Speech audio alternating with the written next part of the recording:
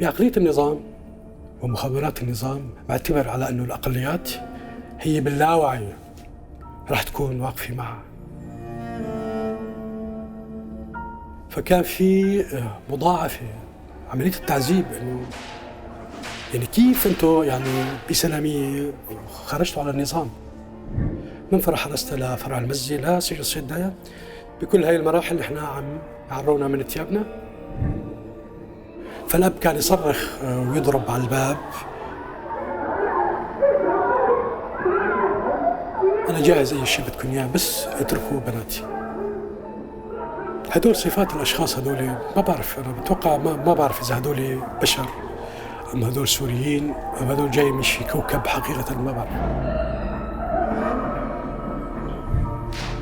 أدوات وآلات التعذيب بسوريا موجودة من أيام حافظ الأسد. ما استحدث شيء عنا بعد استلام بشار الأسد للسلطة. اللي حصل بسيدنايا إنه هو تحول لفرع، تحول لحالة انتقام من السوريين. بهذاك اليوم بهذا الاقتحام اللي حصل تقريباً قتل حوالي 80 شخص. يعني فينا نسمي كان يوم مناصفة بين السجناء والعناصر اللي حاولت تقتحم.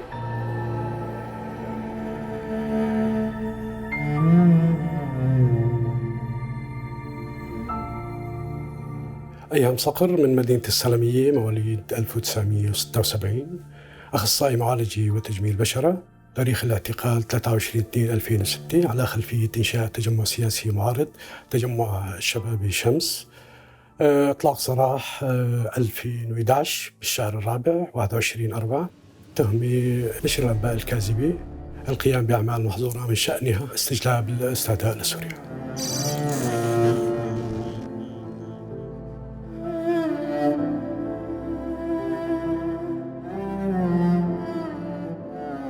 النظام الجديد بشار الأسد بعد ما استلم السلطة طبعا وعد بإعطاء أو الانفتاح، إنه هو هذا اللي حصل. صار في هامش بسيط من الحريات. نحن تحركنا لحتى نشارك، لحتى يكون لنا دور نحن كسوريين بالمرحلة الجديدة. بدأنا نتحرك باتجاه الجامعات، كان في كتير قبول. بتوقع على أنه بهديك الأيام أكثر من 300 شاب جامعي كان كتير معجب بفكرة التجمع السياسي، معجب بأنه نحن كسوريين كشباب ناخذ خطوة باتجاه التغيير اللي قادم.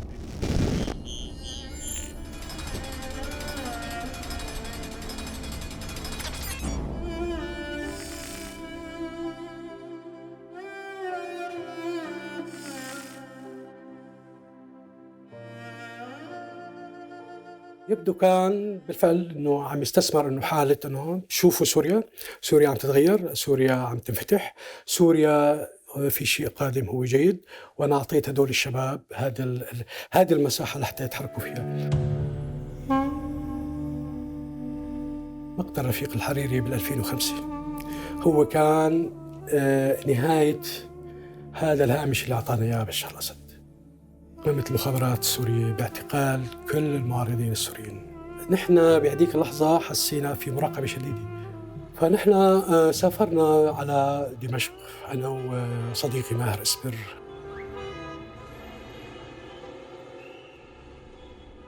بدمشق نحن تم اعتقالنا بضاحية الأسد بفرع الأمن العسكري، اللي حصل على أنه داهموا البيت حوالي الساعة 5 الصبح.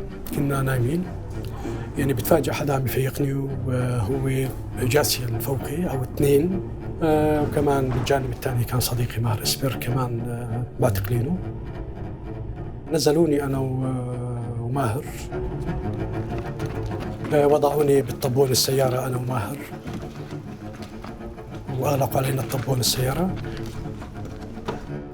وتم اقتيادنا لفرع حرسته اللي هو ما كتير بيبعد عن ضاحية الأسد.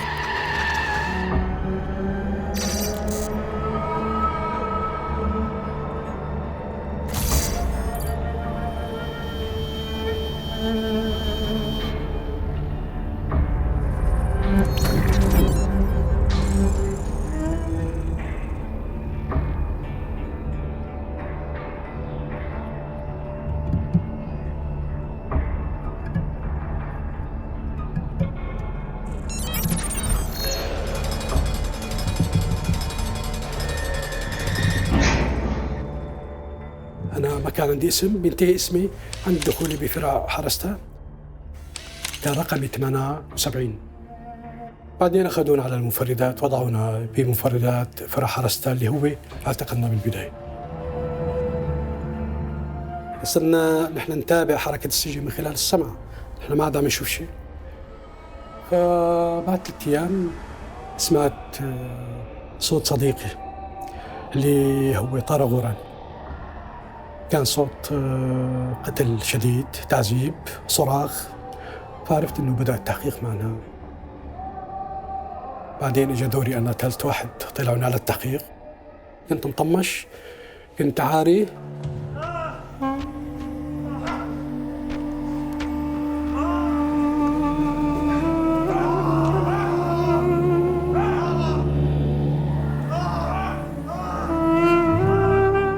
حطوني على القارص، هو أحد الأدوات المستخدمة لتعذيب السوريين.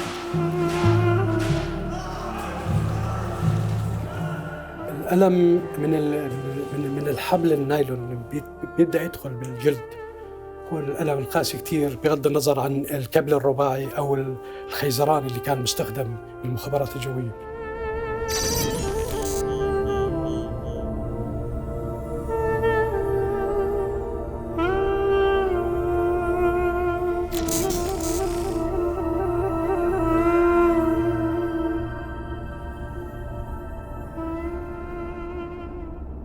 يعني تقريبا أنا بقيت حوالي 3 شهور بفرع حرستا، ثم نقلنا لفرنسا.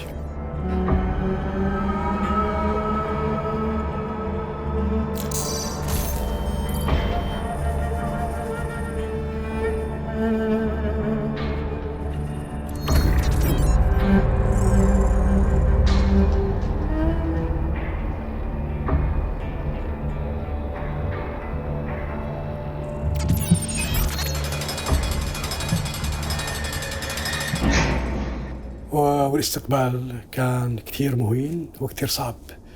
فلما تدخلي على فرع المزة بأول مكان بيستقبلوك فيه هو صالة تقريبا حوالي 4 أمتار، وبلشوا الضرب، يعني بلشوا التعذيب، بلشوا القتل والسحل والبطح بالأرض، ما بتعرفوا شو عم يصير. يعني بهذيك اللحظة كان يقودوا للمجرم أديب سلامي اللي بعدين صار لواء واستلم حلب، وكان له دور كبير، قتل عشرات الآلاف.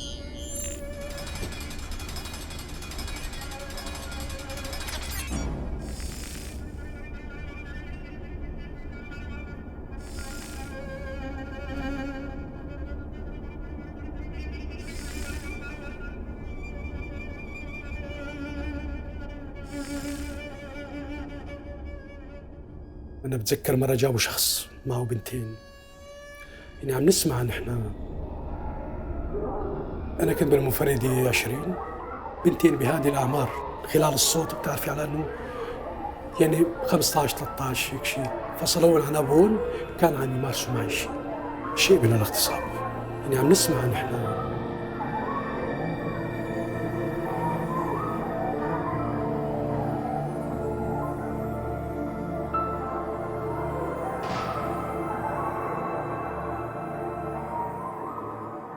فالأب كان يصرخ ويضرب على الباب، لا حتى أنه أنا جاهز أي شيء بدكم إياه، بس اتركوا بناتي.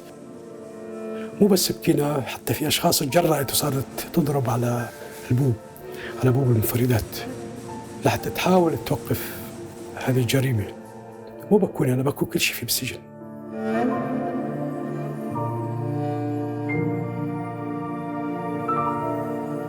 حطوني بمنفردة، وبعدين جابوا ناس حطوه معي، يعني المنفردة بتساع شخصين، يعني بعدين صار تقريبا حوالي 9 أشخاص.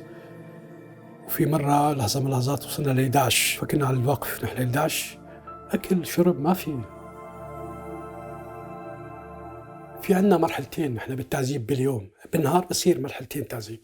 الدوام الرسمي مثل أي مؤسسة بيبدأ الصبح تحقيق للساعة 2 أو 4، وبعدها بيستلم السجن مجموعة من الحراس اللي هن أصحاب، يعني بهذيك اللحظة أصحاب قرار.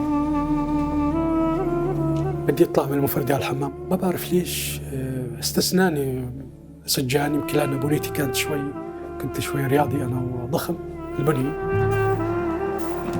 استثناني وصار يضربني بقسوة على وجهي على أذاني، ففورا يعني أنا ما عاد أسمع شيء. طبعا فرع المزي بقينا كمان في حوالي شهرين. اللحظة الأصعب هو لما تم ترحيلنا من سجن المزي لسجن سيدنايا. ما بعد وصلنا بدقائق بسجن سيدنايا كان في مبالغ إذا 50 يمكن سجان كانوا منتظرين وصولنا، وتعرضنا لتعذيب شديد. شكلوا شيء اسمه حالات التعذيب اسمه القطار، يعني نحن بنمسك ببعض، بكون صفين عساكر على اليمين واليسار، ونحن بدنا نمشي بالنص، كل واحد معه هرواني وبواري وحديد، لحتى ما وصلونا لساحة التعذيب الأساسية اللي هي بالمنفردات البيات. فعلى سبيل المثال أنا صارت أطلع للتعذيب، يتم تطميشي، تعريتي، وضع الكلبشات للخلف، وضعي بالممر، وعلى مسمع كل السجناء يتم تعذيبي وضربي.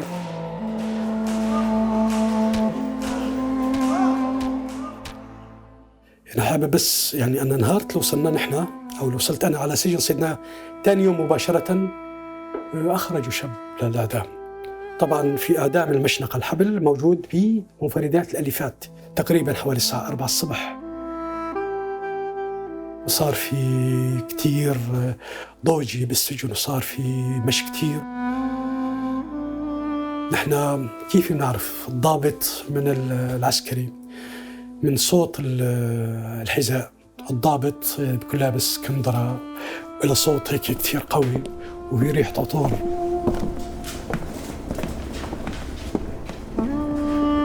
فما بعرف إنه جايين مشاني أنا، مشان زملائي. بعدين عرفت إنه جاي مشان شاب من تل منين، وصار يحاول يدافع عن نفسه هذا السجين، يصرخ، يضرب الحيطان والبوب. فتم لفه ببطانية، لأنه عم يقولوا لفه ببطانية وكذا. كنا نسمع عم يشتموا وعم يسبوا وعم إنه خلاص انتهيت وأخذينك على الإعدام. وبعد ربع ساعة صار في هدوء تام. بعدين سمعناهم عم يقولوا شيلوه. بعدها تحركت هاي المجموعة اللي نزلت، عدمت أو شنقت هذا السجين اللي هو بالتل، وخرجوا وكأنه شيء لم يحصل.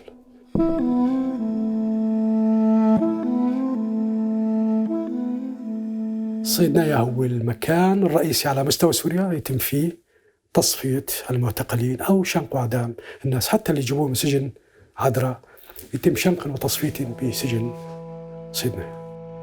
اللي حصل بسجن سيدنايا ظل يمارس بحق التعذيب والانفراد والانعزال حتى تاريخ صدور الحكم. هالفترة هذه كان 7 شهور. وصلنا لمرحلة الموت، لا أكل لا شرب، ما في حدا معي، ما في حدا جنبي أحكي معه وأشكي له، والتواصل أبداً مقطوع. كنت أخرج بروحي بذاكرتي من داخل سجن سيدنايا. ممكن أتذكر الوالدة أو أخوتي لحتى يمكن أتحمل هذا القتل والجلد اللي أنا فيه. والحقيقة هو أكبر مهزلة بسوريا هو القضاء بشكل عام، والقضاء العسكري ومحكمة الأمن الدولي بشكل خاص. يعني عم يتم نقلنا على المحكمة نحن مطمشين ومكلبشين. أنا حكمت 10 سنوات وتم تخفيف الحكم ل5 سنوات. طبعا بعد الحكم علينا تم نقلنا من الزنازين للجناح المفتوح.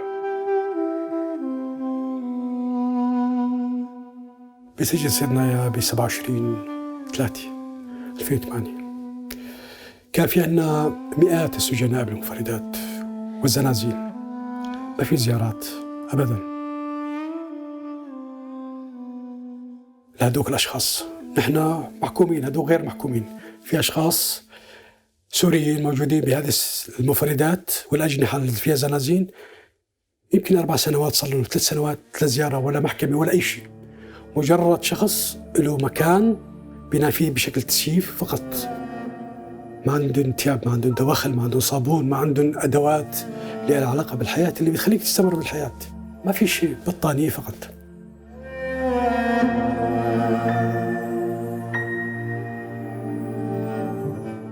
أغلبهم يعني من مشارب إسلامية.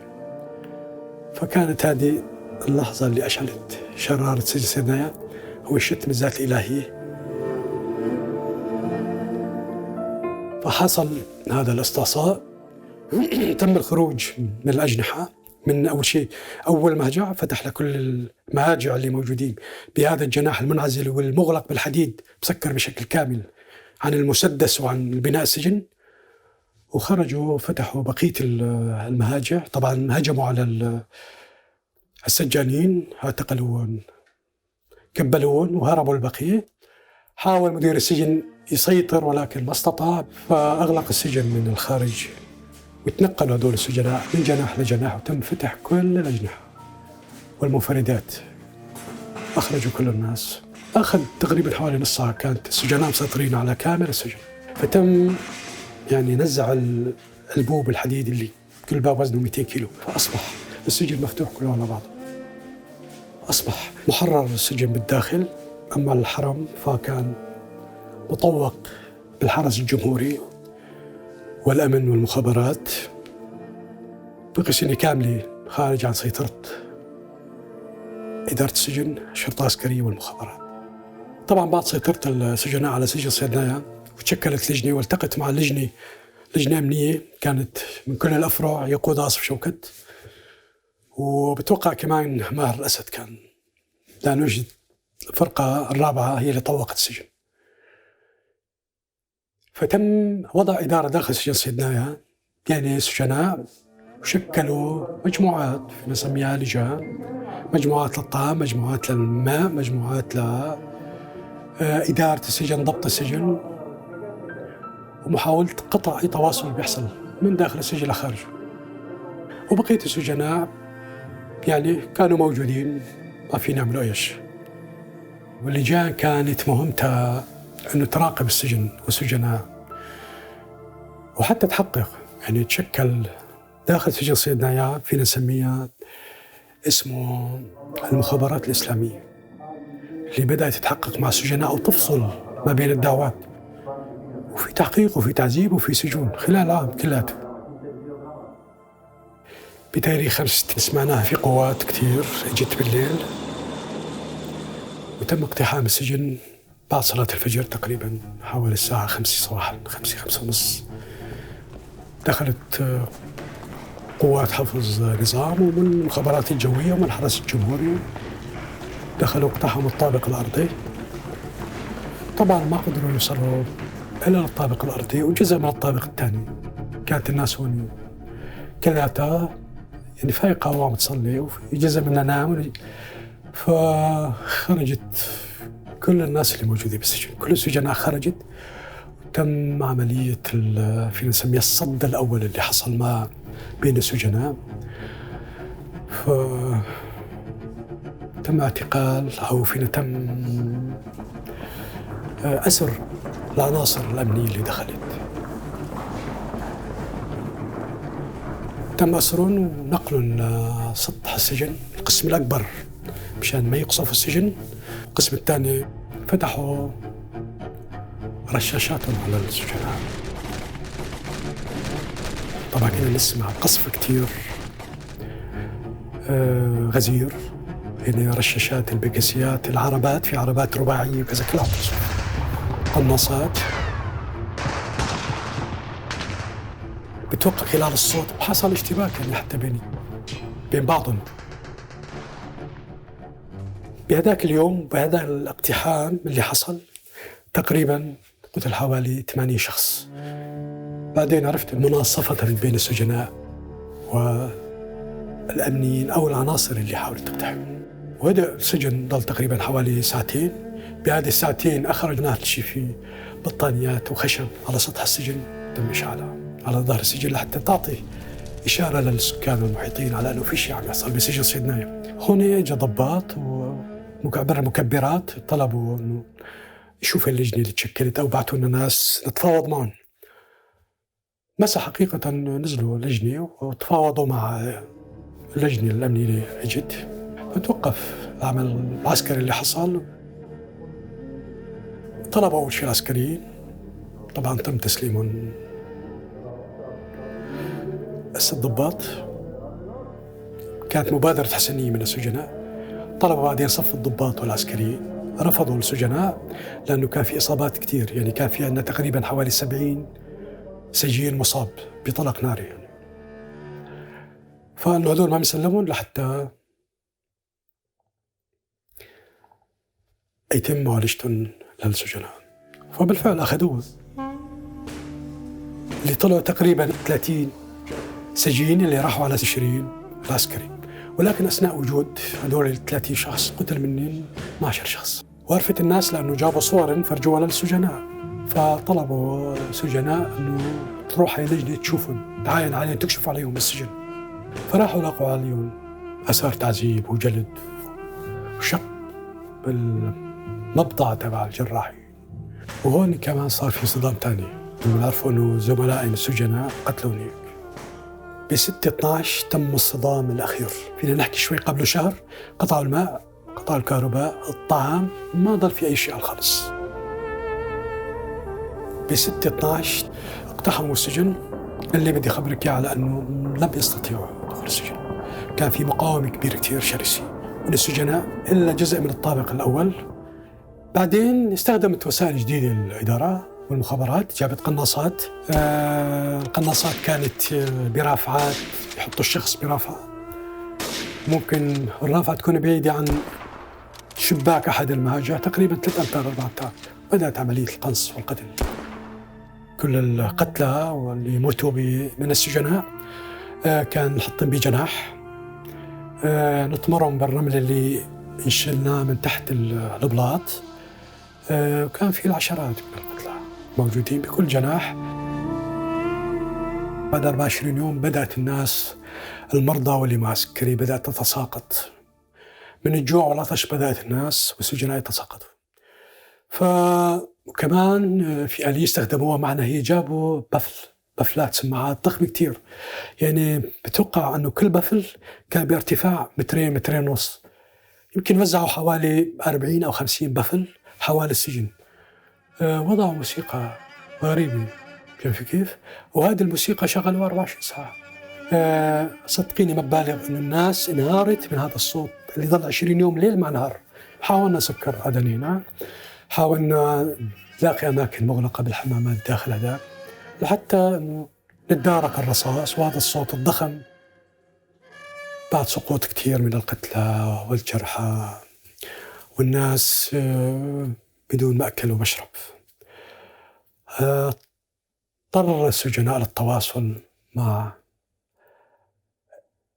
الجيش اللي موجود برا، مع الحرس الجمهوري ومع المخابرات، برمي الرسائل عبر قناني بلاستيك. بعد 3 أيام استقبل الرسالة وتشكلت لجنة، وهذه اللجنة تلتقي مع قيادات بالنظام. لجنة من 6 أشخاص، وغابت 2 يوم. عادت بعدين اللجنة بعد 3 أيام.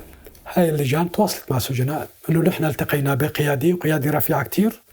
طبعا هاي القيادة طلعت كان ماهر الأسد وكان آصف شوكت وبعض الضباط من إدارات مخابرات. تم الوصول لاتفاق وخرجت الناس. بالفعل خرجت الناس على سجن عذراء. ضلينا تقريبا حوالي 3-4 أيام عم تنقل برادات مغلقة، عم تنقل السجناء على سجن عذراء. بس وين بسجن عذراء لهلا ما بعرف. آخر شيء يعني بقي السجناء رفضوا يطلعوا، فتم اقتحام الطابق الأرضي وتم تصفيتهم، قتلوا كلاتهم. بهذيك اللحظة طبعا الناس بالسجن الأبيض عم تتابع العملية. هاي العملية كلها بالسجن الأحمر.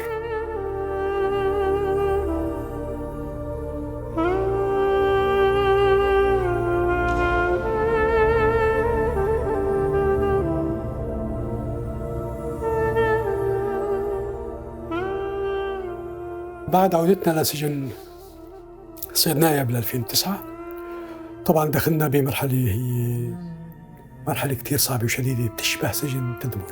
فالجدران كلها حديد، صفيح من الحديد بسماكة 6 ميل، مربوط بالسقف مع الحديد، السقف والأرض مع الحديد اللي موجود. بكل مهجع وضع حوالي 40، ما بيملك شيء إلا بطانية. ب 23/2 انتهى حكمي أنا ال5 سنوات، وتم نقلي إلى فرع المزي. من المفترض أنا أخرج، ولكن تحفظ علي فرع المزي. طبعا أطلقوا سراحي ب 21/4، أطلقوا سراحنا من الباب. طلعنا وقفنا قدام الباب، وفي سيارات عم تمشي، في ناس، أنا ما شايف حدا خالص.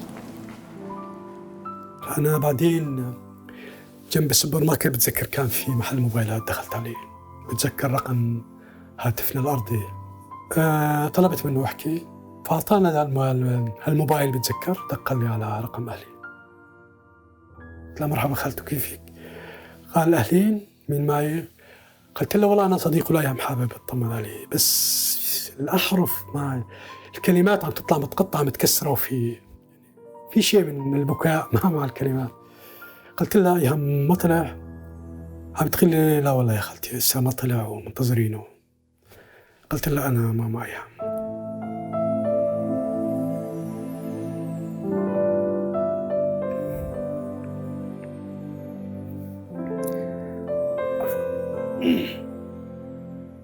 بعدين طلعت على سلامية. بسلامية في اعتزاز بكل شيء سياسي، بكل المناضل. أنا بسوريا طبعاً بقيت لنهاية 2013. فهذا الحراك بمدينة السلامية هذه اللي لها خصوصيتها من ناحية الانتماء والطائفة والعقيدة تبع، شكل عبء كبير وضربة للنظام. ما رح يسمح للأقليات تتحرك لحتى يعطي هذه السمة الإسلامية المتطرفة اللي أعطاها إياها أبو حافظ الأسد بثمانينات القرن الماضي. ولكن مصر كان بتطويقها وإدخال القتلة والشبيحة والمجرمين لحتى يصفي هدول الناس ولحتى يعتقلون. فهذا اللي حصل. ليش طلعت؟ لأنه صار ضغط كبير علي، يعني أنا وأسرتي وأصدقائي. فتهجر كثير من سلامي، خرجت على الريف، ملاحق حتى بالريف، خرجت بعدين على المحرر تجاه الرقة. تعرفت على زوجتي بلقيس، جابت لي أحلى وردتين بالعالم. جاي بجيبي مفتاح البيت، ما بعرف هو بالغلط محتفظ فيه لهذه اللحظة اللي إن شاء الله رح قريبا أرجع له. راجعين.